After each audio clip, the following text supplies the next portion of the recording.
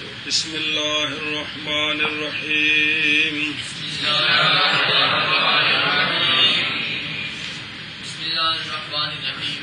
فصل ہر گاہ کے موضوع لفظ مزید باشد و پورا لازم ذہنی نہ باشد، آنجا دلالت مطابقت باشد بے تضمن و التزام، لیکن دلالت تضمن و التزام بے مطابقت صورت نہ بندد. و اگر موضوع مزید باشد پورا لازم ذہنی بود، آنجا دلالت التزام باشد بے تضمن.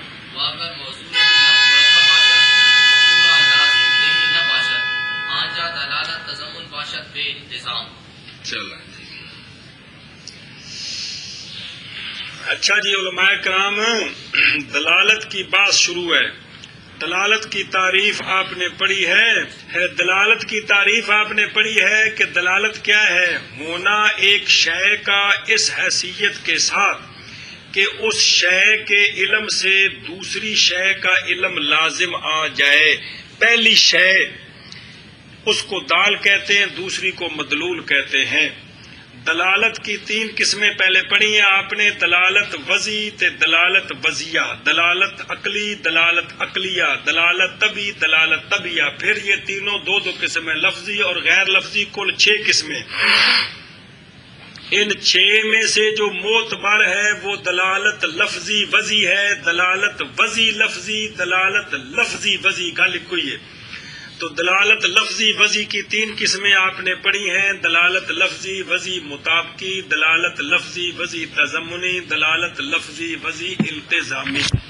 اس کے بعد جو فصل، تینوں کی تعریفیں مثالیں، اس کے بعد جو فصل آئی ہے اس میں ایک تبصرہ کیا ہے، وہ یہ کہ لفظ اپنے معنی موضوع لا پر جو دلالت کرتا ہے تو صرف وضع کے ساتھ، چونکہ لفظ کی معنی کے لیے وضع ہے، اس لیے لفظ اپنے معنی پر جب دلالت کرے گا تو کسی قرینے کی کوئی ضرورت نہیں ہوتی. بات سمجھیے؟ ایسا بس مطلب ہے کہ لفظ جو جس معنی کے لیے وضع ہے اس پر دلالت کرتا ہے صرف اور کسی قرینے کی ایسا بس. مثلا بچہ گھر بیٹھا ہے تو ساتھ ہمارے ابو جی، یہ تو نہ کہ کیا قرینہ ہے کہ تو ابو جی کو ساتھ مار رہے، قرینہ کوئی لوڑ نہیں ہے جی، سمجھ نہیں جی. اچھا، لیکن لفظ جو اپنے معنی موضوع کی جز پر دلالت کرتا ہے تو یہ اس واسطے سے کرتا ہے کہ چونکہ کل کا سمجھنا جز کے سمجھنے کے بغیر، تو لہذا جب کل پر دلالت کرے گا تو ضمناً جزوں پر بھی، اس لیے کل بول کر جز مراد لینا جائز ہے. لیکن لفظ دلالت کرے معنی موضوع کے خارج پر، اس کے لیے شرط ہے کیا کہ وہ جو ہے نا وہاں لزوم ذہنی ہو. کیا ہو؟ تو لزوم ذہنی کا معنی سمجھایا تھا حضرت آپ کو کہ معنی لفظ کا موضوع لا جب بھی ذہن میں حاصل ہو تو وہ خارج لازم بھی، اس کو کہتے ہیں لزوم ذہنی. اگر اس طرح نہ ہوا تو دلالت کلی نہیں ہے اور منطقیوں کے نزدیک یہ معتبر نہیں. لیکن علماء اصول اور علماء بیان کے نزدیک یعنی علوم عربیہ والے جو ہیں جس میں شریعت بھی ہے کہ ان کے نزدیک کیا نام ہے لزوم فی الجملہ کافی ہے.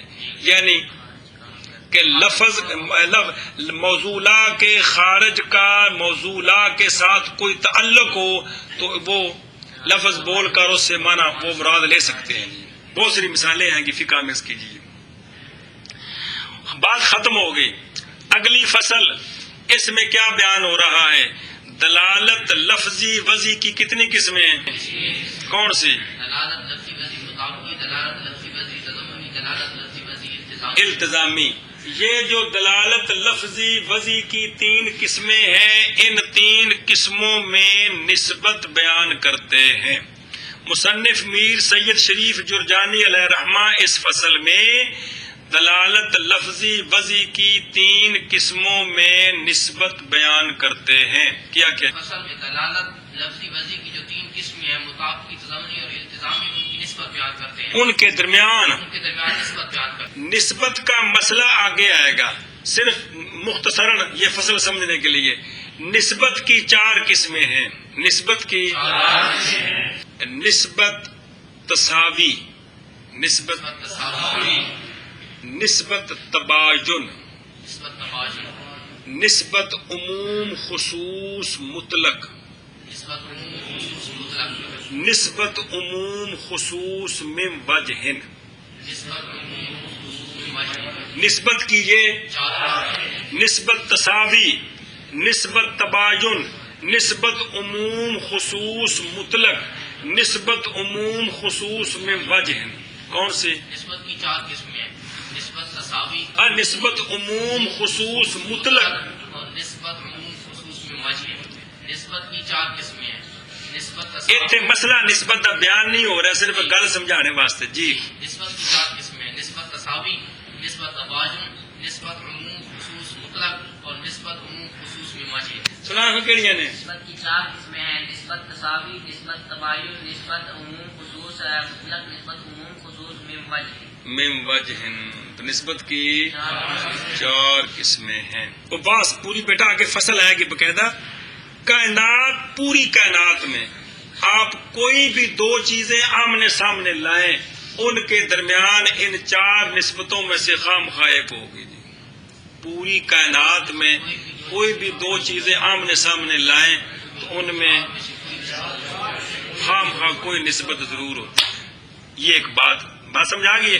اچھا جی، اب یہ سمجھیں کہ ان میں کیا نسبت ہے۔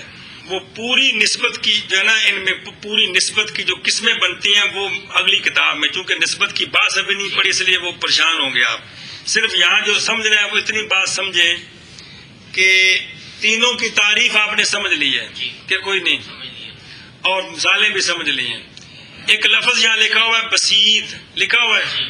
بسیط کے دو معنی ہوتے ہیں، بسیط کے عرف کے اندر بسیط اس شے کو بھی کہتے ہیں جس کی کوئی جز نہ ہو، جس کی ایسی شے جن کی جز ما لا جز لہ، وہ شے جس کی اس کو بھی کہتے ہیں۔ یہ ہے بسیط حقیقی۔ کیا ہے؟ اور ایک بسیط یہ ہوتا ہے کہ ایک چیز کی 10 جزیں ہیں اور اس کے مقابلے میں دوسری چیز کی 5 جزیں ہیں، تو 5 جزوں والی کو 10 جزوں والی کی نسبت سے بسیط کہتے ہیں۔ 5 مثال کے طور پر تو یہ ہے بسیط مجازی۔ کیا ہے؟ یعنی اس کی نظر سے جزیں کم ہیں لیکن ذاتی طور پر تو جزیں اس کی ہیں۔ تو بسیط کے دو معنی ہوتے ہیں، ایک بسیط حقیقی، بسیط حقیقی ما لا جز لہ، جس کی کوئی شابہ، اور کہ دوسرے کی نسبت سے اس کی جزیں کم، دوسرے کی نسبت سے اس کی جزیں کم، تو کم جزوں والے کو بھی دوسرے کی نسبت سے بسیط کہتے ہیں۔ لیکن آپ یہاں بسیط حقیقی سمجھے کہ بسیط وہ ہوتا ہے جس کی کوئی جز نہ ہو، ایسا بس ہے۔ اب سنیں مسئلہ نمبر 1۔ مسئلہ نمبر 1 یہ ہے کہ دلالت مطابقی، دلالت تضمنی اور التزامی کے بغیر ہو سکتی ہے۔ پہلا مسئلہ کیا ہے؟ دلالت مطابقی، دلالت تضمنی اور دلالت التزامی کے بغیر ہو سکتی ہے۔ پھر دلالت مطابقی، دلالت تضمنی اور دلالت التزامی کے بغیر ہو سکتی ہے۔ دلالت مطابقی، دلالت تضمنی، دلالت انتظامی کے بغیر ہو سکتی ہے۔ جو مسئلے لکھے نہیں میں پکاؤ گے نا تاکہ کل تو سمجھ آ دینا۔ وہ اس طرح دھیان کریں، وہ اس طرح کہ لفظ کا موضوع لا بسیط ہو۔ لفظ کا کیا مطلب ہے؟ جب جز نہیں ہوگی تو دلالت التزامی ہوگی، کیونکہ دلالت التزامی کیا ہوتی ہے؟ تو جب اس کی التزامی، اور لفظ کا موضوع لا جو بسیط ہے اس کا کوئی خارج لازم بھی نہ ہو، اس کا اب دلالت کون سی؟ التزامی بھی، کیونکہ دلالت التزامی کیا ہوتی ہے؟ موضوع لا کے خارج لازم پر دلالت۔ تو جب لفظ کا موضوع لا بسیط ہے اور اس کا خارج لازم بھی نہیں ہے تو یہ صرف دلالت مطابقی ہے اور تضمنی التزامی، کیونکہ تضمنی تب ہوتی ہے جب لفظ کے موضوع لا کی جزیں ہوں، اور دلالت التزامی تب ہوتی ہے جب لفظ کے موضوع لا کا خارج، تو جب موضوع لا ہے بسیط لہذا تضمنی نہیں، جی خارج لازم کوئی نہیں ہے لہذا التزامی نہیں. اچھا جی دھیان کرو، تو دلالت مطابقی بغیر تضمنی اور التزامی کے کس طرح کہ لفظ کا موضوع لا بسیط لہذا تضمنی، تضمنی نہیں لفظ کے موضوع لا کا کوئی خارج لازم لہذا التزامی نہیں. دلالت مطابقی بغیر تضمنی التزامی کے ہو سکتی ہے. ہو سکتی ہے. ایک لفظ ایک گل ایک مسئلہ یہ مانا کرو اور تین میں سمجھ آئے کہ کوئی نہیں کس طرح ہو سکتی ہے کہ لفظ کا لفظ کا جو موضوع ہے وہ بسیط ہو، یہ اس کی کوئی جز نہ ہو اس کی کوئی جز نہ ہو، تو لہذا لہٰذا اس کی دلالت تضمنی بھی نہیں ہوگی. جب اس کو کوئی خارج لازم بھی نہیں ہے تو اب دلالت التزامی بھی نہیں ہوگی. فصل جس وقت کے موضوع لا لفظ کا بسیط ہو اور اس موضوع لا کا لازم ذہنی نہ ہو، خارج لازم تے لازم ذہنی کو شے کون ایک گل ہے یہ دونوں نہ ہوں اس جگہ دلالت مطابقت ہے بغیر تضمن اور التزام کے. یہ گل سچی ہے کہ کوئی نہیں ہے؟ شاباش. جس جگہ کے لفظ کا موضوع لا اس جگہ کے لفظ کا موضوع بسیط ہو اور اس موضوع لا کا لازم ذہنی نہ ہو، ذہنی بھی نہ بھی منع کرنا اور اس موضوع کا لازم ذہنی بھی نہ ہو، یعنی ہوئے بھی بسیط لازم ذہنی بھی کوئی نہیں اس جگہ دلالت مطابقت ہوتی ہے بغیر تضمن اور التزام. دوسرا مسئلہ دلالت تضمنی دلالت اور دلالت التزامی یہ بغیر دلالت مطابقی کے نہیں پا جا سکتی. کیا کہ دلالت تضمنی اور دلالت التزامی بغیر دلالت مطابقی کے نہیں پائی جا سکتی. پھر آخ دلالت تضمنی اور دلالت التزامی بغیر دلالت مطابقی کے نہیں پائی جا سکتی. سمجھے جی دلالت تضمنی اور دلالت التزامی بغیر دلالت مطابقی کے نہیں پائی جا سکتی. کیوں؟ دلالت تضمنی یہ ہے کہ لفظ کی دلالت ہو اپنے موضوع لا کی جز پر، تو موضوع لا کی جز پر دلالت تب ہوگی نا پہلے موضوع لا ہوگا، جی تو لہذا تضمنی بغیر مطابقی کے. نہیں. التزامی کیا ہے؟ لفظ کی دلالت ہو اپنے معنی موضوع لا کے خارج لازم پر، تو پہلے موضوع لا ہوگا تو پھر اس کا کوئی، تو لہذا دلالت تضمنی بغیر مطابقی کے ہو سکتی ہیں، کیونکہ دلالت تضمنی کیا ہے؟ لفظ کی دلالت اپنے معنی موضوع لا کی جز پر، تو موضوع لا ہوگا تو اس کی. دلالت التزامی کیا ہے؟ لفظ کی دلالت اپنے معنی موضوع لا کے خارج لازم پر، تو معنی موضوع لا ہوگا تو پھر خارج لازم ہوگا. ہاں جی کیا کہ دوسرا مسئلہ یہ ہے کہ دلالت تضمنی اور دلالت التزامی بغیر یہ دونوں مطابقی کے بغیر نہیں ہو سکتی. ہاں کیونکہ دلالت تضمنی وہ ہوتی ہے جو اپنے معنی موصولہ کی جز پر دلالت کرے، اور جز تب ہوگی جب معنی موصولہ ہوگا، اور دلالت التزامی وہ ہوتی ہے جو کہ لفظ کی دلالت اپنے معنی موصولہ کے خارج لازم پر ہوتی ہے، اور خارج لازم تب ہوگا جب پہلے معنی موصولہ ہوگا. تو لہذا یہ پتہ چل گیا کہ دلالت تضمنی اور دلالت التزامی بغیر مطابقی کے. نہیں ہو سکتی. اور پہلے کیا مسئلہ پڑا ہے کہ دلالت مطابقی بغیر تضمنی اور التزامی کے ہو سکتی ہے، لیکن دلالت تضمن اور التزام بغیر مطابقت کے کوئی صورت نہیں باندھتی، مطلب کہ یہ نہیں پائی جا سکتیاں. جی من کرنا. لیکن دلالت تضمن اور التزام بغیر مطابقت کی کوئی صورت نہیں باندھتی. ہاں جی لیکن دلالت تضمن اور التزام بغیر مطابقت کے کوئی صورت نہیں باندھتی. اچھا جگہ بات پڑی ہے نا. جی دلالت مطابقی ایک طرف، تضمنی التزامی ایک طرف، ان کے درمیان کیا تعلق ہے وہ بیان ہو گیا ہے کہ مطابقی ان کے بغیر ہو سکتی ہے، اور یہ मुताबिक के बगैर नहीं हो सकती। ختم ہو گیا. اب یہ دونوں آپس میں کون इंतजामी और ज़रूरी। ایسا بس ان کے آپس میں وہ آگے تفصیل بیان کریں گے کہ ان کے آپس میں نسبت عموم خصوص من وجہ ہے، لیکن چونکہ ابھی وہ آئی نہیں اس لیے اس کو میں چھیڑ نہیں رہا ہوں.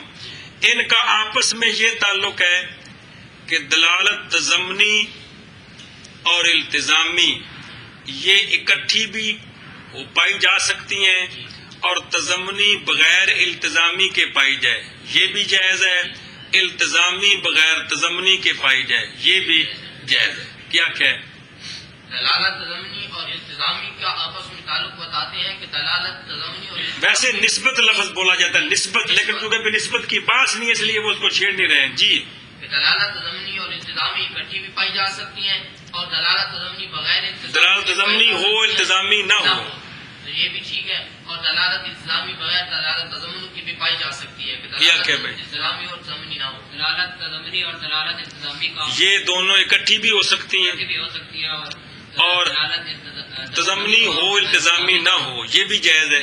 اور دلالت التزامی اور تضمنی نہ ہو یہ بھی جائز ہے. کیا کشورہ دلالت التزامی اور تضمنی کا آپس میں تعلق بیان کرتے ہیں کہ یہ دونوں اکٹھی بھی پائی جا سکتی ہیں اور اس طرح بھی جائز ہے کہ تضمنی ہو اور التزامی نہ ہو یا التزامی ہو تو تضمنی نہ ہو. اب تینوں صورتیں سمجھیں. لفظ کا موضوع لا مرکب ہو، لفظ کا اور اس کا خارج لازم بھی ہو. اور اس کا خارج لازم بھی ہو. جب موضوع لا مرکب ہے تو دلالت تضمنی ہو سکتی ہے کہ نہیں؟ ہو سکتی ہے. جب خارج لازم ہے تو دلالت الزامی ہو سکتی ہے کہ نہیں؟ تو جب لفظ کا موضوع لا مرکب ہوگا اور اس کا خارج لازم بھی ہوگا تو اب دونوں جمع ہو گئی ہیں. کون دلالت تضمنی اور التزامی. سمجھیے؟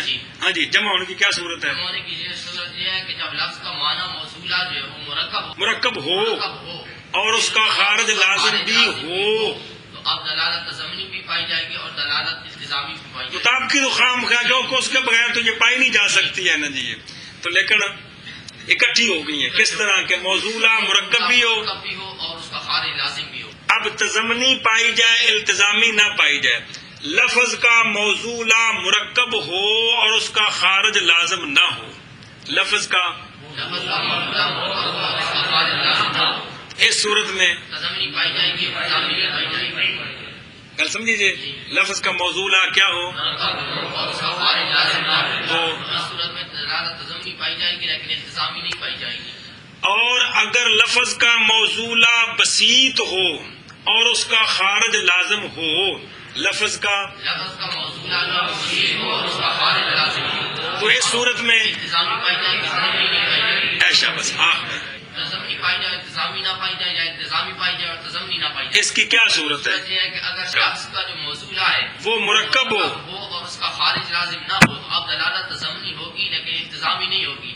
تضمنی کیوں ہوگی؟ موضوع لا مرکب ہے، مرکب میں جزء ہے، جز پر دلالت التزامی ہوتے. اور اگر لفظ کا موصولہ جو ہے وہ بسیط ہو اور اس کا خارج لازم بھی ہو تو اب دلالت التزامی پائی جائے گی لیکن دلالت تضمنی نہیں پائی جائے گی. ابھی شاباش. تضمنی پایا جائے اور تضمنی نہ پایا جائے یا تضمنی پایا جائے اور تضمنی نہ پایا جائے تو یہ صورت یہ ہے کہ لفظ کا موضوع لا مرکب ہو مرکب ہو اور اس کا خارج کس کا اس موضوع لا کا خارج لازم نہ ہو تو اس صورت یہ تضمنی ہے. تضمنی ہے تضمنی ہے لیکن التزامی نہیں ہے. اور اگر لفظ کا موضوع بسیط ہو اور خارج لازم بھی ہو تو اس وقت یہ التزامی بسیط ہو خارج لازم ہو تو اب تو التزامی ہے کیونکہ خارج لازم ہے لیکن تضمنی کیونکہ موضوع لا بسیط ہے.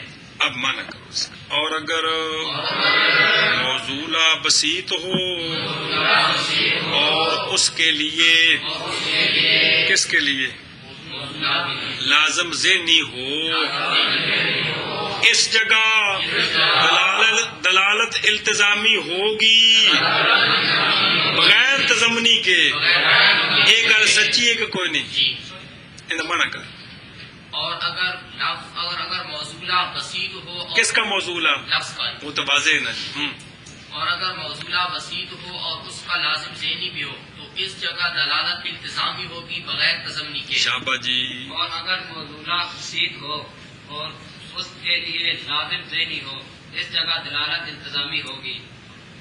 बगैर तदम्मुनी के। اور اگر और अगर موضوعہ لفظ کا مرکب ہو اور اس کا اس کا लफ्ज़ का मौजूला का لازم ذہنی نہ ہو اس جگہ دلالت تضمنی ہوگی بغیر ہاں جی اور اگر لفظ کا موصولہ مرکب ہو اور اس کے لیے لازم ذہنی نہ ہو تو اس جگہ دلالت تضمنی ہوگی بغیر التزامی کے۔ ہاں جی۔ اور اگر لفظ کا موصولہ مرکب ہو اور اس کے لیے لازم ذہنی نہ ہو اس جگہ دلالت تضمنی ہوگی بغیر التزامی کے۔ گل سمجھیے کہ اس فصل میں مصنف علیہ الرحمہ نے دلالت لفظی وضعی کی تینوں قسموں میں نسبت بیان کی ہے۔ بات سمجھیے، اصل میں نسبت ان میں عموم خصوص مطلق عموم خصوص میں جن کی بنتی ہے، لیکن چونکہ ابھی وہ پڑھی نہیں اس لیے وہ لفظ نہیں بولے۔ بعین ہی یہ مسئلہ آگے مرکات میں آئے گا پورا، تو وہاں انشاءاللہ پوری نسبتیں وہاں بیان ہوں گی۔ بات سمجھیے، یا صرف اتنا سمجھیں کہ پہلی صورت یہ ہے کہ دلالت مطابقی بغیر تضمنی التزامی کے اس کی دلیل دی ہے کہ کوئی نہیں، اور دلالت تضمنی اور التزامی بغیر مطابقی کے اس پر بھی دلیل سمجھائی ہے، اور آپس میں ان کا تعلق یہ ہے کہ اکٹھی بھی اور تضمنی ہو التزامی اور آگے پڑھو۔ مثلا لفظ را چون در موصولہ خود استعمال کنند آن را حقیقت خوانند و چون در جزء موصولہ یا در خارج و استعمال کنند مجاز خوانند و اینجا احتیاج بقرینہ باشد۔ بس دلالت کی بات پوری ہو گئی ہے، دلالت کی۔ اور پیچھے چلو نا کہ منطقی جو ہوتا ہے اس کا مقصود ہے معرف اور اس کو لفظوں کی باس کی محتاجی، لیکن چونکہ افادہ اور استفادہ بغیر الفاظ کے، اس لیے منطق کی کتابوں کے شروع میں، اور چونکہ لفظ معنی پر، اس لیے پہلے تو پھر لفظ کی باس، پھر آگے معرف اور حجت کی باس ہوگی، تو دلالت کی باس آ گئی ہے، دلالت کی اکھانے پئی۔ اب لفظ کی بات شروع ہے، کس کی؟ یعنی لفظ کے متعلق جو باتیں یہاں کرنی ہے نا منطق میں، اب وہ شروع ہے۔ وہ یہ 3 4 5 فصلیں ہوں گی لفظ کے بارے میں، پھر آگے کلیات کی بات شروع ہو جائے گی، کیونکہ معرف کس سے بنتا ہے، پھر معرف کی بات، پھر قضایا کی بات، قضایا کے لواحقات کی بات، پھر آگے حجت کی بات آ جائے گی۔ وہی طریقہ ہے جی، دھیان کرو جی، بات سمجھیے آپ۔ اب کس کی بات شروع ہے؟ چونکہ لفظ دلالت کرتا ہے معنی پر، اس لیے پہلے دلالت کی بات کی۔ اب مسئلہ نمبر 1 دھیان کریں، ابھی آپ نے پڑھا ہے کہ لفظ کا موضوعہ ہوتا ہے، سمجھائیے آپ، لفظ اگر مرکب ہے تو پھر موضوعہ کی جز بھی ہوتی ہے، اور اگر لفظ کے موضوعہ کا خارج لازم ہے، سمجھائے نا، تو یہ تیسری صورت بن گئی ہے۔ پڑھی ہے کہ کوئی نہیں؟ دھیان کریں، مسئلہ نمبر 1 یہ ہے، لفظ بولے، لفظ اور اس سے مراد لفظ کا پورا موضوعہ لیں، اس سے مراد اس کو کہتے ہیں لفظ کو اپنے معنی موضوعہ میں استعمال کریں۔ یہ علم میں یوں کہتے ہیں، لیکن تم جھٹکے طریقے سے سمجھا رہے ہیں کہ لفظ بولیں اور لفظ کی وضع جس معنی کے لیے ہے بول کر مراد وہی معنی ہو، بول کر، تو اس صورت میں لفظ کا نام ہے حقیقت، اس معنی کا نام ہے معنی حقیقی۔ کیا سمجھیا؟ لفظ کی وضع جس معنی کے لیے ہے اس معنی میں لفظ کو استعمال کریں۔ کیا مطلب استعمال کریں؟ لفظ بولیں اور مراد وہی معنی ہو جس کے لیے اس کی، تو اس صورت میں اس علماء کی اصطلاح میں لفظ کو کیا کہتے ہیں اور اس معنی کو ہے، تو جو لفظ کا موضوعہ ہوتا ہے اس کا ایک نام آ گیا، کیا؟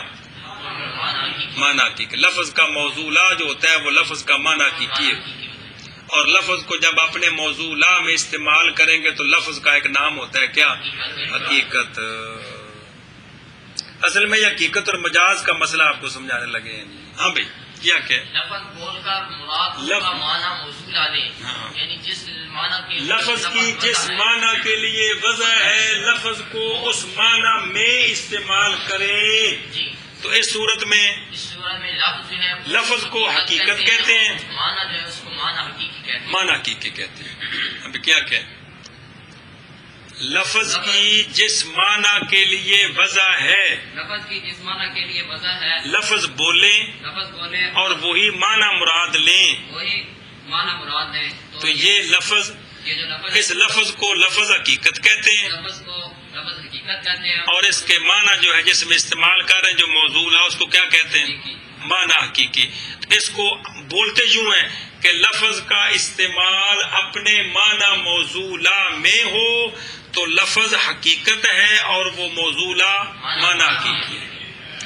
اور اگر لفظ بولیں اور مراد لفظ کے موضوعہ کی جز لیں یا مراد لفظ کے موضوعہ کا خارج لازم لیں، جو دو دلالتیں تضمنی التزامی، اس صورت میں لفظ کو مجاز کہتے ہیں. لفظ کو وہ جو معنی ہے کون جز یا خارج لازم اس کو معنی مجازی کہتے ہیں. اس کو لفظ بولیں اور لفظ سے مراد موضوعہ نہ لیں، موضوعہ کی جز مراد لیں جس کو پیچھے پڑھ چکے ہو دلالت تضمنی یار، یا لفظ کے موضوعہ کا خارج لازم مراد لیں. ان دونوں صورتوں میں لفظ کو مجاز کہتے ہیں اور معنی کو معنی مجازی کہتے ہیں. معنی کو معنی مجازی کہتے ہیں.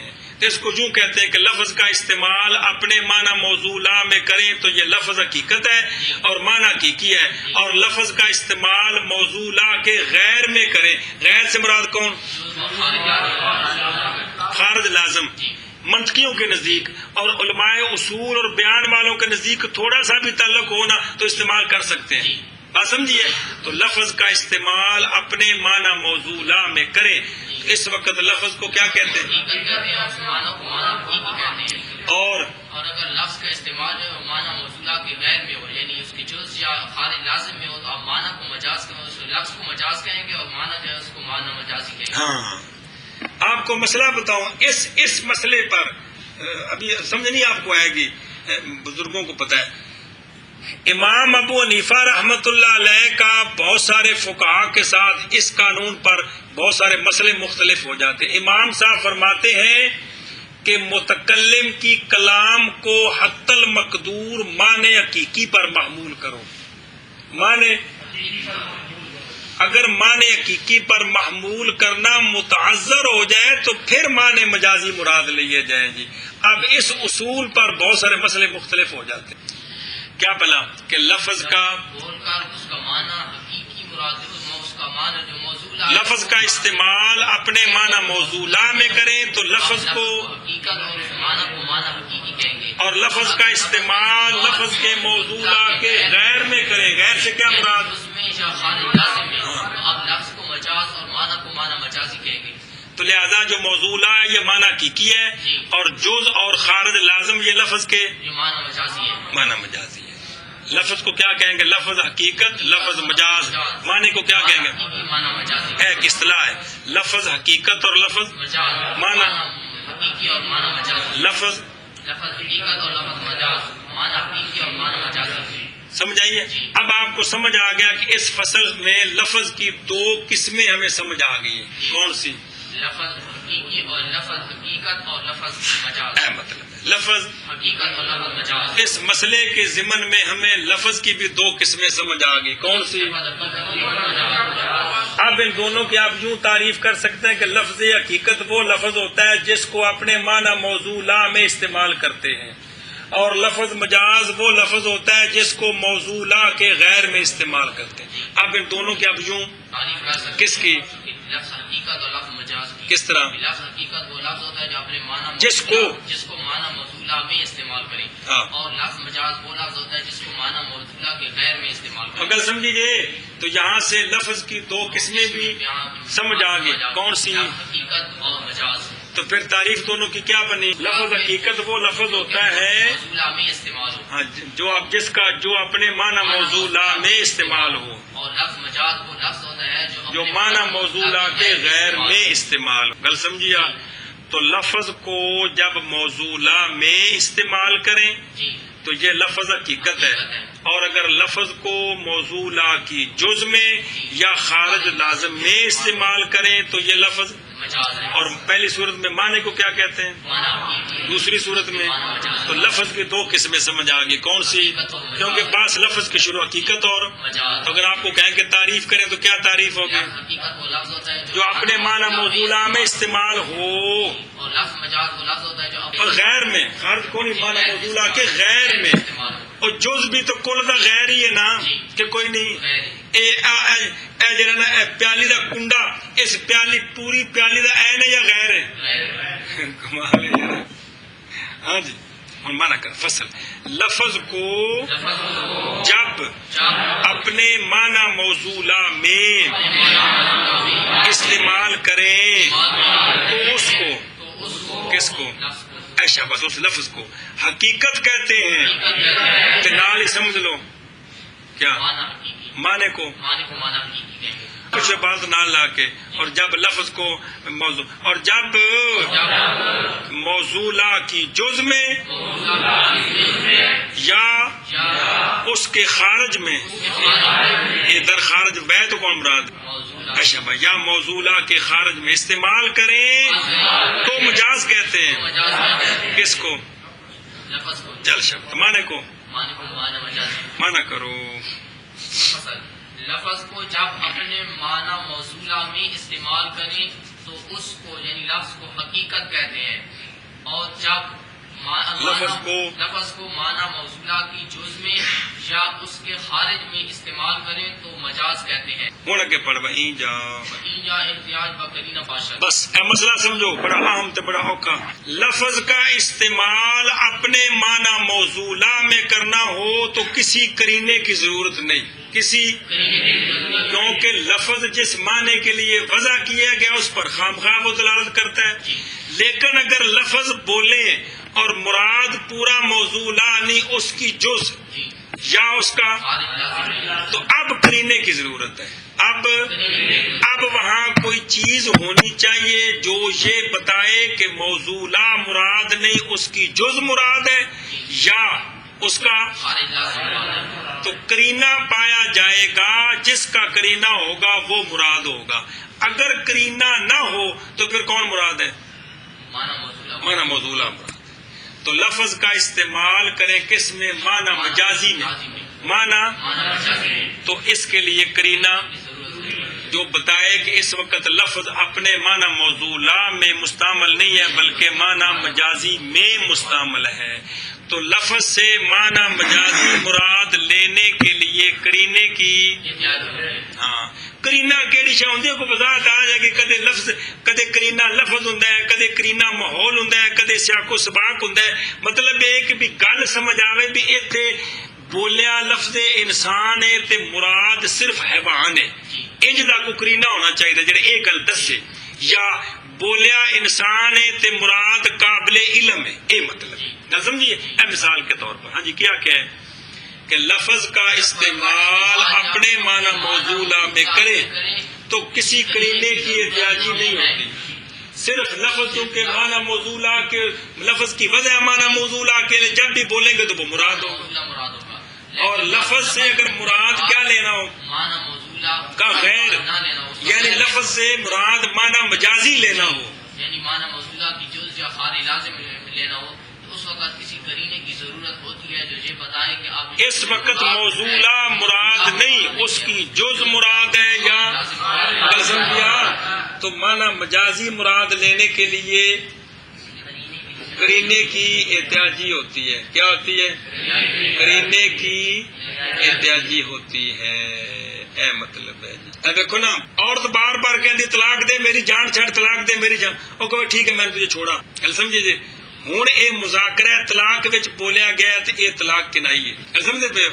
یہ فقہ وچ وضاحت ہوندی ہے، مطلب اس طرح کر کے جی طلاق کنائی ہوندی نا، ایک لفظ طلاق ہے نا سری ہے، لفظ طلاق تو علاوہ دفع ہو جا، پیکے ٹر جا، میرے گھروں نکل جا، میرے تیرے نال کوئی تعلق نہیں، مثال طور تے یہ پھر لفظ سارے کنائی نے، انہاں وچ کرینہ چاہیے کہ مراد اس دی یا وہ آپ آکھے کہ میں طلاق نیت کیتی ہے تے یا پھر اگر وہ منکر ہوئے تے کرینہ ہے، ان کہتے ہیں مذاکرہ طلاق، اور مذاکرہ طلاق کی یہ کرینہ ہے کہ یہ مراد کی ہے طلاق، اے مطلب گل سمجھیے نا، اے شاباش جی، اے مسئلہ آ گیا جی۔ لفظ کی لفظ کی دلالت دو قسمیں ہیں، کون سی؟ حقیقت اور مجاز۔ پہلی فصل میں دلالت لفظی وضعی کی تینوں قسموں کا آپس میں کیا تعلق ہے یہ مسئلہ پڑھا ہے۔ اس فصل سے لفظ کی بات شروع ہے، پہلا مسئلہ یہ پڑھا ہے کہ لفظ کی دو قسمیں، کون سی؟ حقیقت اور مجاز۔ لفظ کو اپنے معنی موضوعہ میں استعمال کریں تو یہ، لفظ حقیقت ہے اور معنی حقیقی، اور اگر غیر میں استعمال کریں تو لفظ مجاز ہے، معنی جو ہے وہ تو مجاز۔ لفظ کو معنی مجاز حقیقی میں استعمال کرنا ہو تو کرینے کی، ضرورت نہیں ہے، اور اگر معنی مجازی میں استعمال کرنا ہو تو استعمال کا مطلب ہے کہ لفظ بول کر مراد موضوع لا نہیں، اس کی جز ہے یا اس سے خارج ہے، تو اب کرینہ ہوگا تو ہم اس کو مانیں گے وگرنہ نہیں مانیں گے۔ بات سمجھیے؟ ایشا بس۔ اور اس جگہ احتیاجی کرینے کی طرف ہوتی ہے، باب مانا سوئیے، اور اس جگہ احتیاجی قرینے کی طرف ہوتی ہے، ہاں، اور اس جگہ احتیاجی قرینے کی طرف ہوتی ہے۔ اور سمجھ آ گئی ہے؟